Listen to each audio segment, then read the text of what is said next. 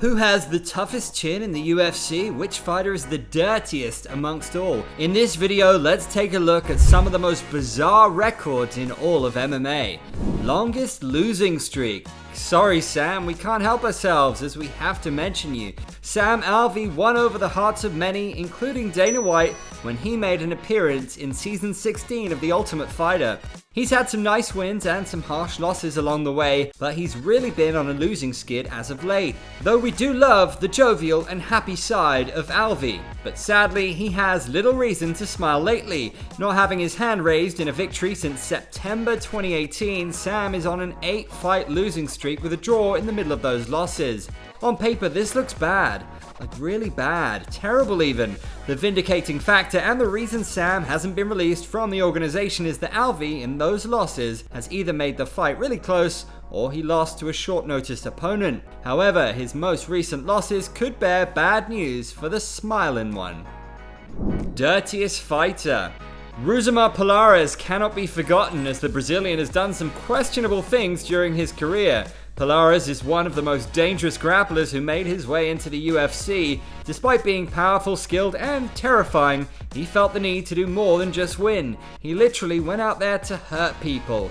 Everyone gets a mulligan, holding onto a submission for a bit too long or landing that one extra strike after knocking someone out. That's just part of the sport sometimes. Usually it's just a heat of the moment thing and there's no ill will towards opponents. However, Rousimar has held on to submissions long after the tap out. Not just the UFC, but the World Series of Fighting also gave Palhares the boot for holding on to submissions for too long. Tuquinho specialized in leg lock submissions and won 9 out of his 19 wins by way of heel hook. This move is banned in lots of jiu-jitsu tournaments because of its volatile nature. 1 second someone is safe, the next they have a torn ACL, MCL, LCL and every CL in the body. Toughest chin. Juliana Pena recently said that she's tougher than a $2 steak, but what could be tougher than that? It has to be a $1 steak. But there's one fighter who's even tougher than that, and his name is Max Blessed Holloway. Holloway has eaten more strikes than anyone else in the UFC, all while never being knocked down. How many strikes has he taken? The unbelievable figure of 1,811 strikes, all without being knocked down. That's certainly an impressive feat. This is in part because of the style that Blessed brings to the octagon. The Hawaiian stands and bangs so well that Julian Lane would shed a tear. Not just the record for most strikes absorbed, but Holloway also holds the record for the most total strikes landed. The record stands at 3,217 strikes landed throughout his UFC career. Furthermore, Holloway set the record for most significant strikes landed in a fight against Calvin Kattar in a standout performance. Max landed a total of 445 significant strikes on his poor adversary.